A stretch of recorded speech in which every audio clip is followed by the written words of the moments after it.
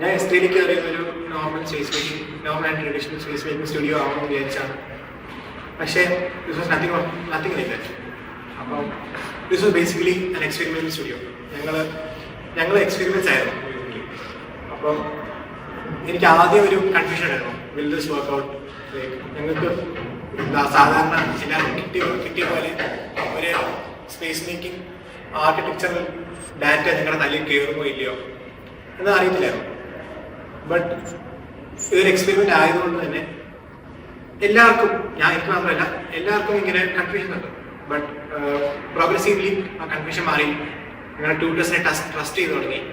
അങ്ങനെയാണ് ലൈക്ക് ഈ ഒരു സ്റ്റുഡിയോയുടെ കറക്റ്റ് എസൻസ് മനസ്സിലാക്കാൻ പറ്റിയത്. നമ്മൾ ബേസിക്കലി ഔട്ട്പുട്ട് നോക്കിയല്ല വർക്ക് ചെയ്തത്, നമ്മൾ പ്രോസസ്സിന് വേണ്ടി വർക്ക് ചെയ്തു. ലൈക്ക് നമ്മൾ ഒരു ഫൈനൽ ഔട്ട്പുട്ട് എത്തുന്നതല്ലാണ്ട് അതിലേക്ക് എത്താനുള്ള മാർഗം എത്ര നല്ലതായിരിക്കും, ലൈക്ക് നല്ലതെന്നല്ല, ആ മാർഗം ഇമ്പോർട്ടൻ്റ് ആണ് എന്ന് മനസ്സിലാക്കിപ്പിച്ച ഒരു സ്റ്റുഡിയോ ആണ് ഈ സ്റ്റുഡിയോ. പിന്നെ ഫസ്റ്റ് ഓഫ് ഓൾ ആദ്യം തുടങ്ങിയത് ഞങ്ങൾ മട്ടാഞ്ചേരി എന്നൊരു സൈറ്റിൽ പോയി ആ സൈറ്റിനെ ഡോക്യുമെൻ്റ് ചെയ്തു. പിന്നെ ആ സ്പേസിനെ എങ്ങനെ ഇൻ്റർവ്യൂ ചെയ്യാം, ലൈക്ക് എങ്ങനെ ആ ഒരു അൺഇൻഷണലായ സ്പേസിനെ എങ്ങനെ ഇൻ്റർവ്യൂ ചെയ്ത് നമ്മുടെ ഐഡിയാസ് അതിലേക്ക് എങ്ങനെ കൊണ്ടുവരാം എന്നായിരുന്നു ഫസ്റ്റ് മൊഡ്യൂൾ. അപ്പം ആദ്യം തന്നെ റാൻഡം തിങ്സ് വീഡിയോ അണ്ടർസ്റ്റുഡ് വാട്ടിടും. അപ്പോൾ ടെക്നിക്കലായിട്ടാണ് എല്ലാവരും തിങ്ക് ചെയ്ത് നോക്കിയത്. ലൈക്ക് ഈ ഒരു സ്പേസിൽ ഇങ്ങനെ ഒരു ഒബ്ജക്റ്റ് ഉണ്ടെങ്കിൽ അത് എല്ലാവർക്കും നല്ലതായിരിക്കും, ഈ ഒരു സാധനം റിമൂവ് ആക്കുവാണെങ്കിൽ അത് ബെനിഫിഷ്യൽ ആയിരിക്കാം എന്നൊരു മോട്ടീവോടെ തുടങ്ങി. പിന്നെ അങ്ങനെ ആവണമെന്നില്ല, you can be like really creative, you can do what our mind things. എന്നിട്ട് ആ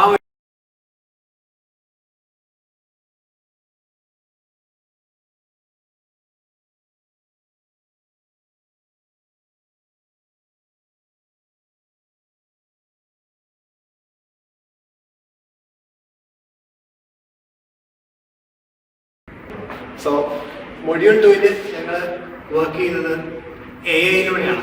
AI ഇൻറ്റിഗ്രേറ്റ് ചെയ്താണ് ഞങ്ങളുടെ ഇൻസ്പിറേഷൻ കണ്ടെത്തിയത്. അപ്പോൾ ഫസ്റ്റ് ഓഫ് ഓൾ ഞങ്ങൾക്ക് ഒരു റെഫറൻസ് സൈറ്റ് തന്നു. ആ റെഫറൻസിലേക്ക് നമ്മൾ കണ്ട മെയിൻ ആയിട്ടുള്ള ഫീച്ചേഴ്സൊക്കെ കീവേഡ്സ് എടുത്ത് ആ കീവേഡ്സിനെ പ്രോംപ്റ്റുകളായി മാറ്റി ആ പ്രോംപ്റ്റ്സ് വെച്ച് ഉണ്ടാക്കി AI ഇമേജസ്. അതിൽ ആ ഇമേജസാണ് ഞങ്ങൾ ബേസിക്കലി റെഫറൻസ് ആയി എടുത്ത് അതിന് ഐട്രേറ്റ് ചെയ്ത് ഞങ്ങൾ ഫൈനൽ മോഡൽസിലേക്ക് ചെയ്തു. അപ്പം ഈ ഒരു മൊഡ്യൂൾ വഴി എനിക്ക് ഇൻസൈറ്റ് കിട്ടിയത് എങ്ങനെയാണെന്ന് വെച്ചാൽ, എന്തുകൊണ്ടും like anything can give inspiration to us. Even AI ആയിട്ട് ഇൻറ്റിഗ്രേറ്റ് ചെയ്തും നമുക്ക് ഡിസൈനിലേക്ക് എത്താം. പക്ഷേ it doesn't have to be entirely AI. How we can interview with that എന്നും നമുക്ക് ഈ സ്റ്റുഡിയോ വഴി കണ്ടുപിടിക്കാൻ സാധിച്ചു. പിന്നെ ഞങ്ങളുടെ മൊഡ്യൂൾ 3 എന്ന് പറഞ്ഞാൽ സൈറ്റ് വിസിറ്റ് ആയിട്ട് കന്യാകുമാരി ഹൈദരാബാദ് ഞങ്ങൾ പോയി.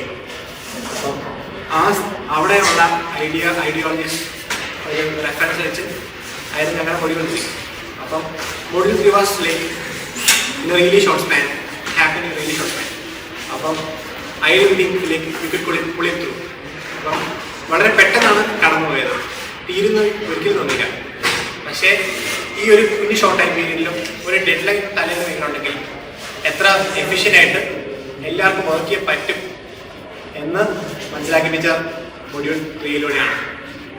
ഐ തിങ്ക് എല്ലാവർക്കും ഒരു സ്കെയിലും ഫോമും ഒരു മൂല്യത്തിൻ്റെയും ഐഡിയ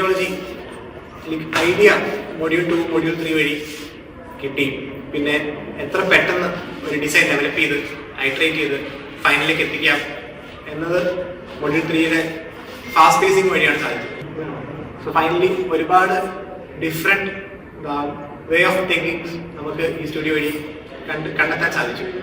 പിന്നെ ആദ്യമാരെ ഇതൊരു സ്പേസ് മേക്കിംഗ് സ്റ്റുഡിയോ അല്ല, എക്സ്പെരിമെൻ്റാണ്. എക്സ്പെരിമെൻ്റ് ആയതുകൊണ്ട് തന്നെ ഒരുപാട് പോരായ്മകൾ ഉണ്ടായിട്ടുണ്ട്. പക്ഷേ അതൊക്കെ ഓവർകം ചെയ്താണ് നമ്മൾ ഈ സ്റ്റുഡിയോ സക്സസ്ഫുൾ ആക്കിയത് എന്ന് ഞാൻ പ്രതീക്ഷിക്കുന്നു. പിന്നെ ഞങ്ങൾ ബേസിക്കലി സ്പേസ് മേക്ക് ചെയ്യാനാണ് പഠിച്ചത്, സ്പേസ് അണ്ടർസ്റ്റാൻഡ് ചെയ്യാനാണ് പഠിച്ചത്.